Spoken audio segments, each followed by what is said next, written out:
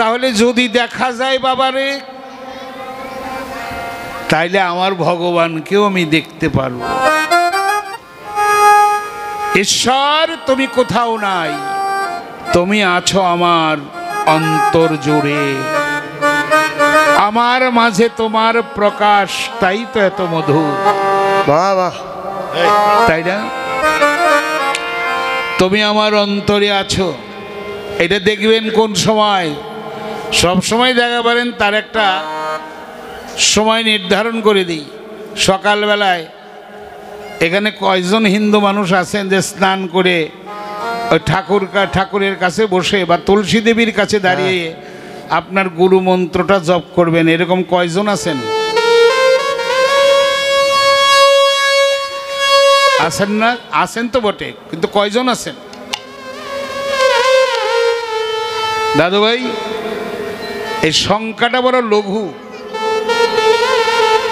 সংখ্যাটা কম। কিন্তু কেন করি নাই, কেন করেন নাই, এর জন্য কৈফিয়ত দিতে হবে। গুরুদেব যখন মন্ত্র দিলেন, সেই মন্ত্র যদি একদিনও জপ না করেন, প্রতিদিন জপ করবেন, ত্রিসন্ধ্যার মধ্যে একবারও যদি না নেন, তাহলে গুরুদেবকে উপবাস রাখা হয়। সেই গুরুদেবকে কতবার উপবাস রেখে আপনি গুরুদ্রোহী হয়েছেন। এই গুরুদ্রোহীর প্রায়শ্চিত্ত কি, তার বিধান আছে, আগে তাই করুন। হরে কৃষ্ণ।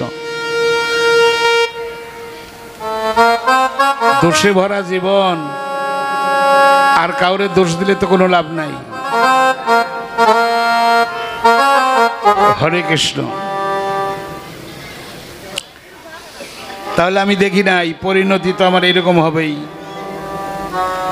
দোষটা কারণ না, আমি নিজে করি নাই।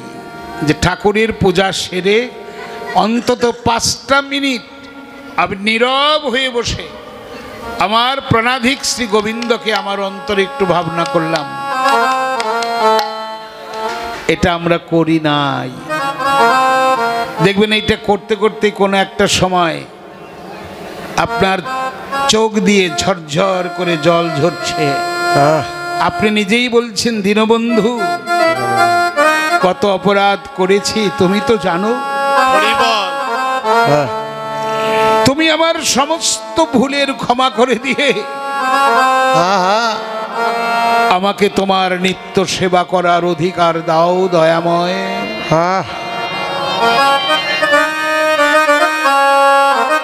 এমনি করে কখন কয়দিন বলেছি?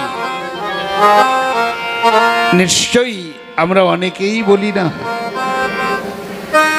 এই যে বলি নাই দাদা বাবু, এই যে বলার জীবন, এই জীবন কি আর পাবো? মানুষ যে হব, মানুষের কি করলাম, করছি, এই কথাটা শোনার জন্য পাড়ার কোনো মানুষকে ডাকর লাগবো না। তুমি তোমার অন্তরকে জিজ্ঞেস করো। আরে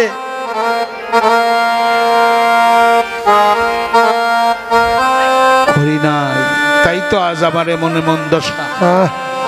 দয়াল রে, হ্যালো,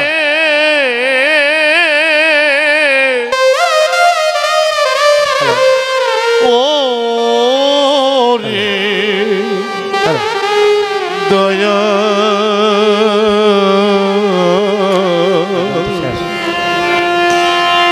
সারা জীবনে ভুলের কথা, ভুলের কথা আরে এখনো পড়েছে মনে। একটা নীরবে একটা জায়গায় বসে এই ভাবনায় যখন দুইটা চোখ ঝরঝর করে জল ঝরছে, আর আপনি তখন বলছেন তাই সারা জীবনে এই ভুলের কথা এখন আমার পড়েছে মনে দয়াল রে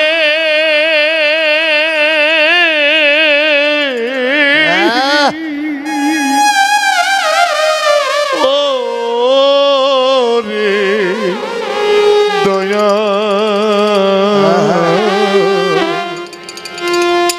সারা জীবনে ভুলের কথা এখন পড়েছি ওরে আমি কি করিতে আমি কি করিলাম রে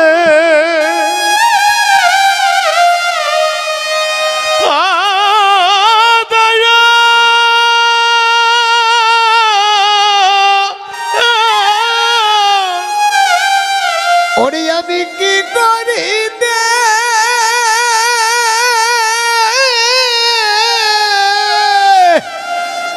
ওরে কি করিলাম রে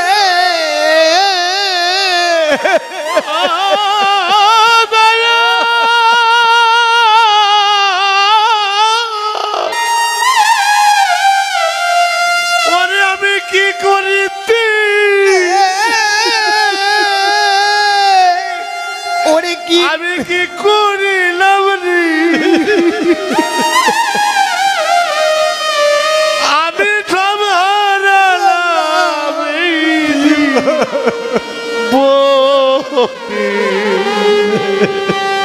রাম বাবা সারা জীবনে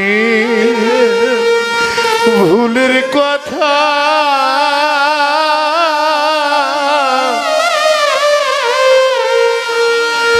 এখন আমার পড়েছে মনে ও দয়া আমার দয়াল রে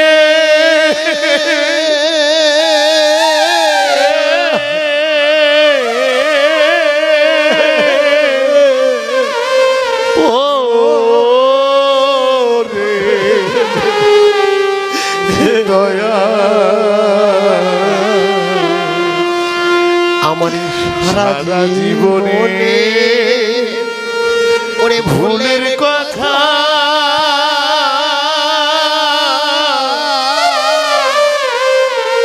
এখন আমার পড়েছে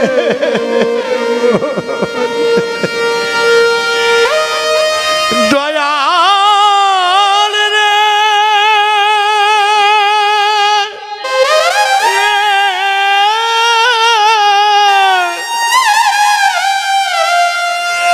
দয়াল রে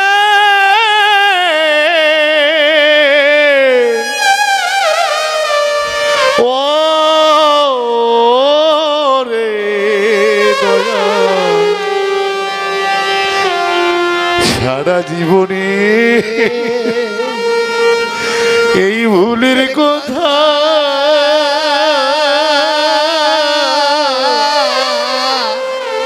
এখন আমার পড়েছে বলে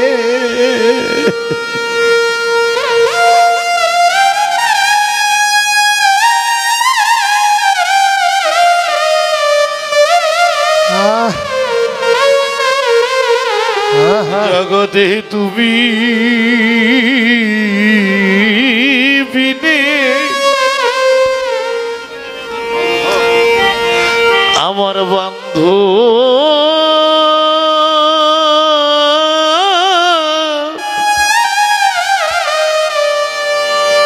আমার বন্ধু নাই রে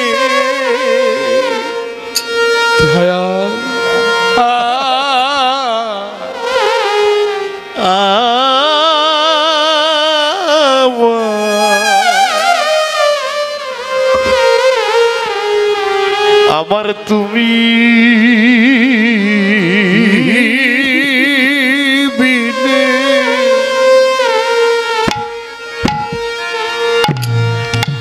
আমার বান্ধব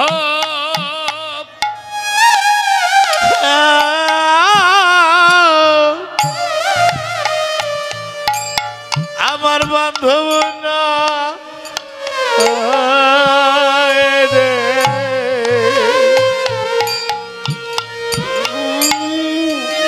এ জগতে জানি হারাই আছে,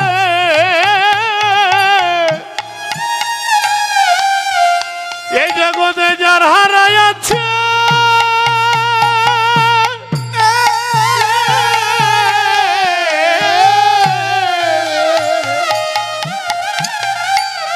এই জগতে যার হারাই আছে, জগতে সে তার ব্যথা জানে।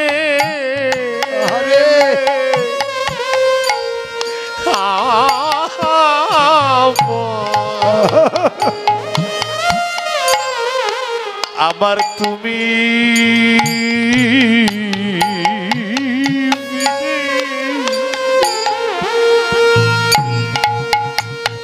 আর বান্ধব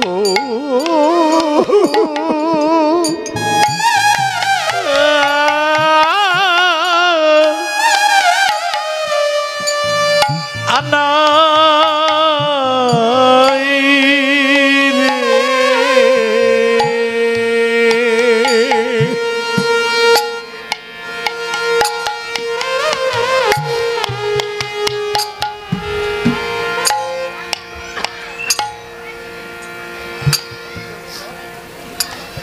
বিনোদ খেলছেন বিনোদিয়া। তার আরেকটি নাম হলো গোরা, তার আরেকটি নাম হলো বনমালী। বনমালী কাকে বলি? বনের মধ্যে যে মালী থাকে,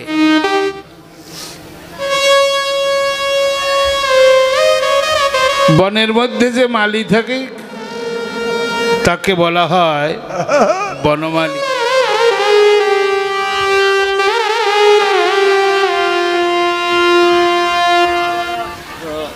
সে বনমালীর কাজ কি?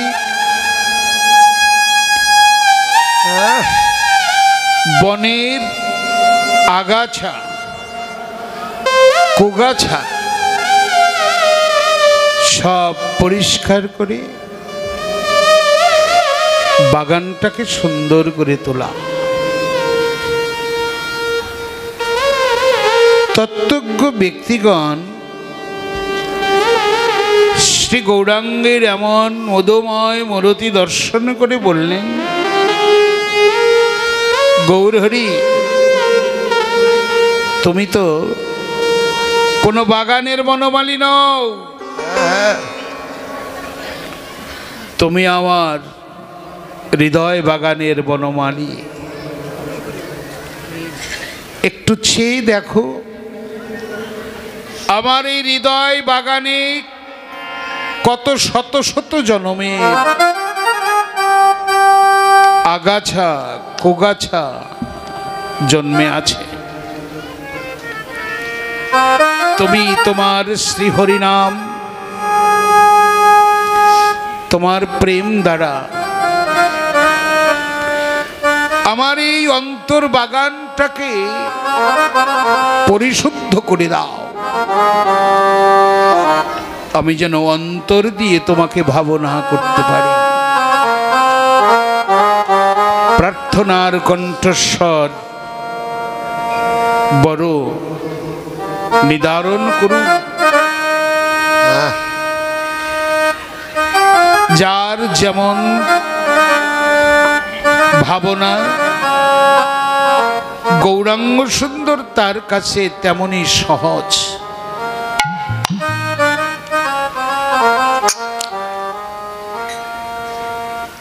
বিনোদ মানে কি সুন্দর, সে বিনোদ খেলাটি কেমন? ধৈর্য সহিত আপনারা একটু বসে থাকবেন। আপনারাই কিন্তু আজকে আমাকে বলাবেন, আমার বলার শক্তি নাই। আমার পুরা জীবনের ভার আপনাদের করকমলে দিলাম। আহা, যেমন এই গ্রামে কম করে হলেও 30 বৎসর যাবৎ আসা যাওয়া আছে। এই গ্রামের আনাচে কানাচের সকলকেই চিনি, অতটা নাম জানি না।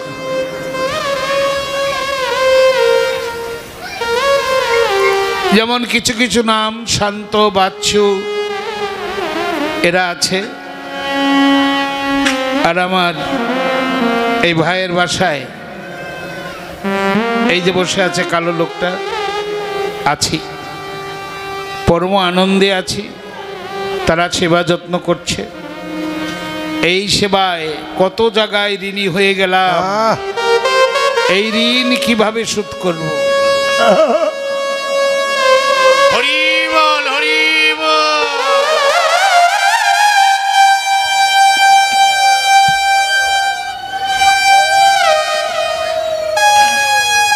খেলাটা কেমন ছিল তাই বলছি, একটু শুনবেন। শ্রীধাম বৃন্দাবনে, একটু আগে বলতে হবে তাই, শ্রীধাম বৃন্দাবনে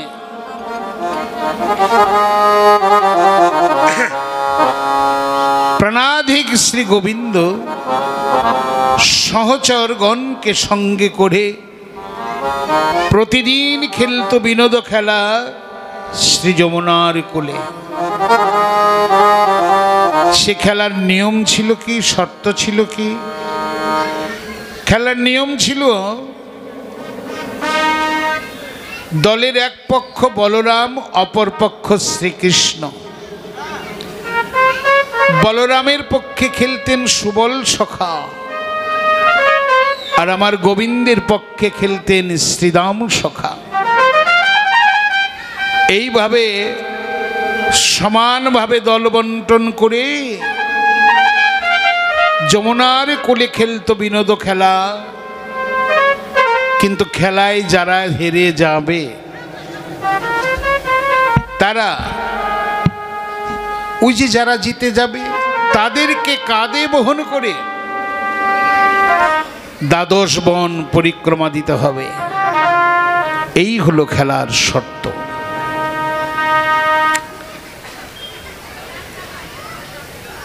তো প্রতিদিন কানাই খেলায় জিতে যায়, কানাইয়ের দল খেলায় জিতে যায়,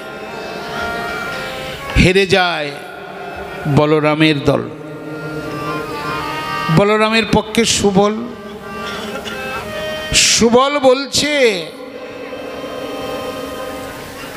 বলাই দাদা, আমরা তো প্রতিদিনই হারি, আর হারি বলেই ওদেরকে কাঁধে করে নিয়ে যেতে হয়।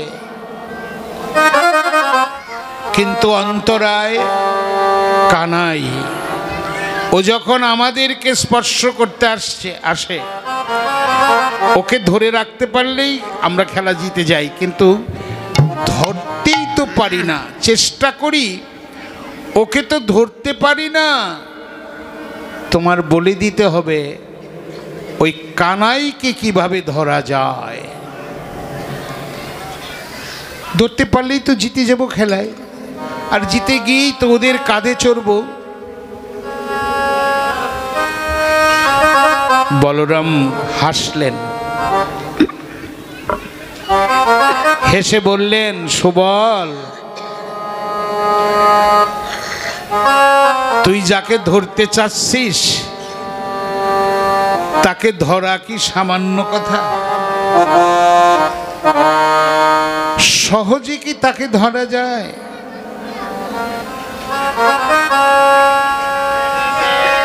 সাইজির কলম পাবে সামান্য কি তার দেখা? বেদে নাই যার রূপরেখা, পাবে সামান্য কি তার দেখা।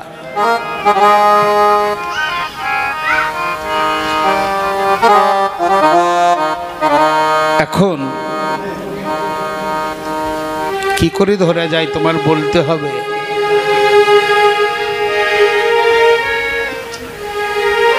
বলরাম বললেন, সুবল, ওর কোথাও ধরলে রাখা যাবে না। কিন্তু কেউ যদি নয়নের জল ছেড়ে আরে। দিয়ে অন্তরের ভক্তি প্রেম জড়িয়ে ওর দুখানা চরণ জড়িয়ে ধরে, ও যে চিরদিন সেখানেই থেকে যায়। বেশ, পরের দিন খেলা শুরু হয়ে গেল। কানাই যখন ওদের স্পর্শ করতে আসছে,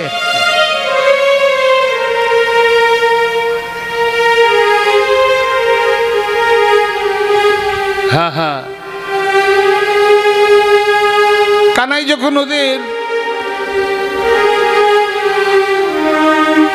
যখন ওদেরকে স্পর্শ করতে আসছে, সুবলার দেরি করে নাই, ভাই কানার দুখানা চরণ জড়িয়ে ধরেছে। আরে জড়িয়ে ধরে হু হু করে কেঁদে দিয়ে বলছে, কানা হরিবল।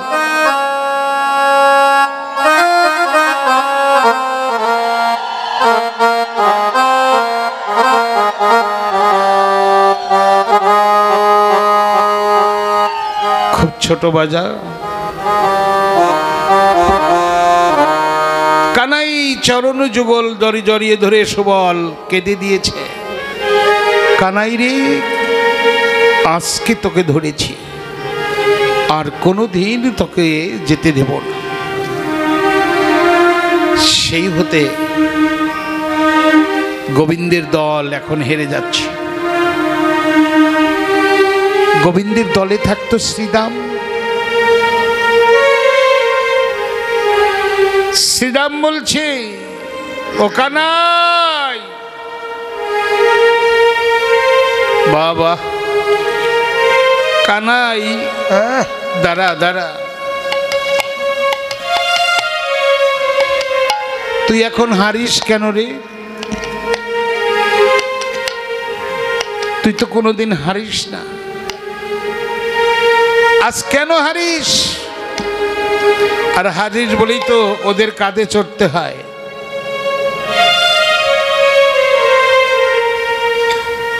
গোবিন্দ বলছেন,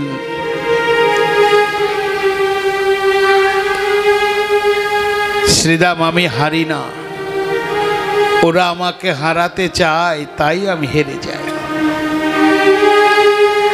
আর আমার হেরে যাওয়া একদিনের নয়, যুগ যুগ ধরে এমনি করে আমি ভক্তের কাছে হেরে যাই।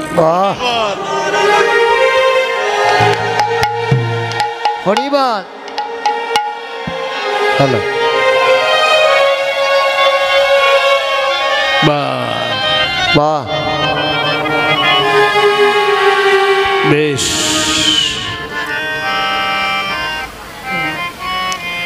ভগবান যদি নাই হারবেন, লক্ষ্য করবেন কথাগুলো,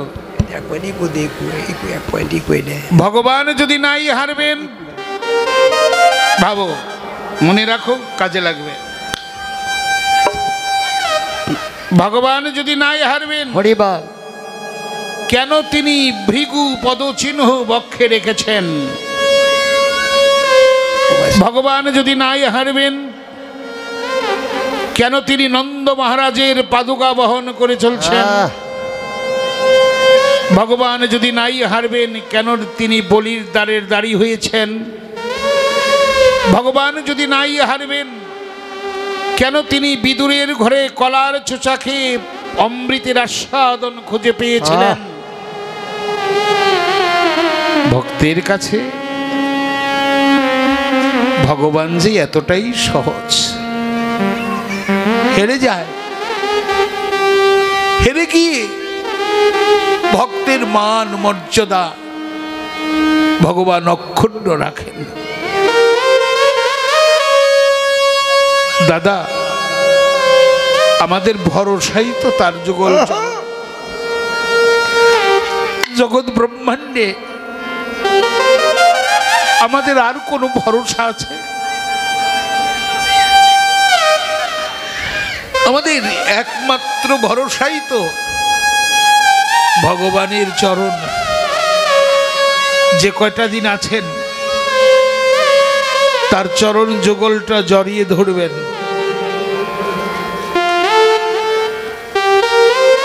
হরে কৃষ্ণ।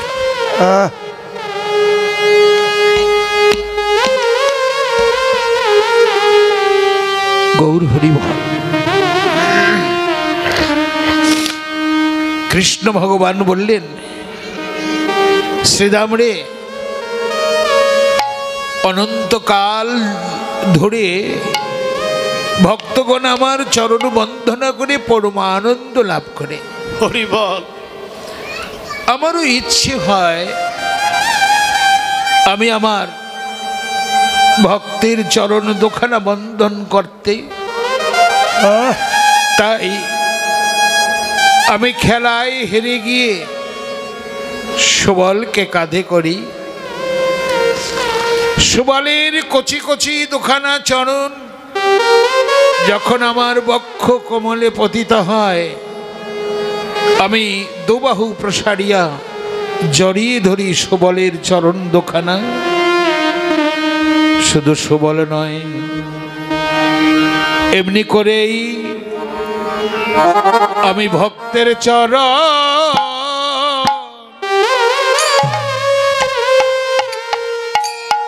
আমার বক্ষে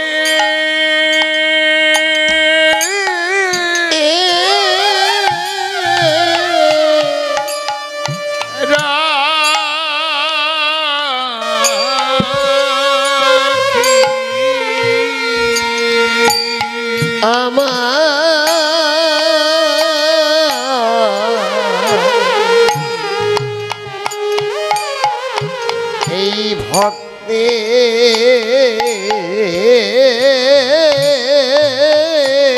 চরণ আমি বক্ষে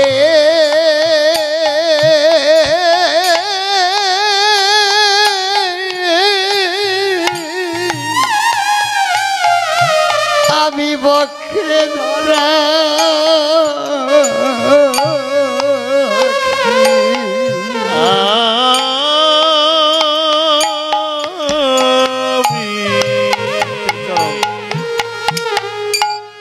আমার ভক্তের আমি এই ভক্তি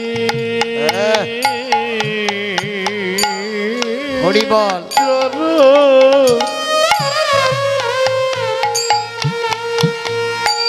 আমি বক্ষে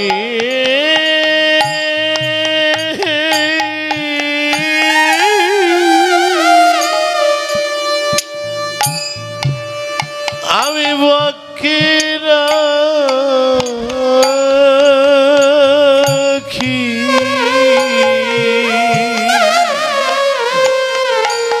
আমার তাপিত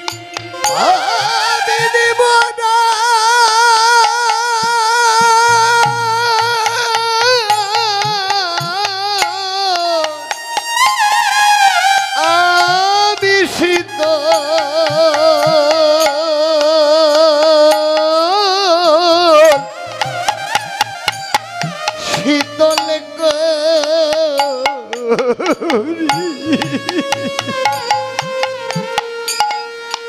আমি আমার ভক্তের চরণ চরণ আমার বক্ষে রাখি। আমার বক্ষে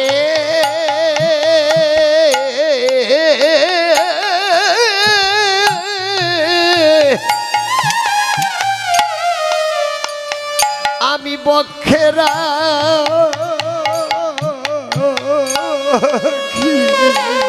আমার তাপি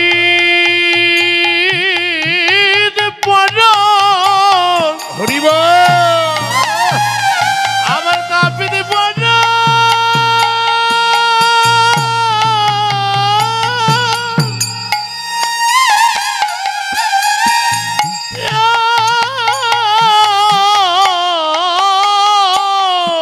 আরে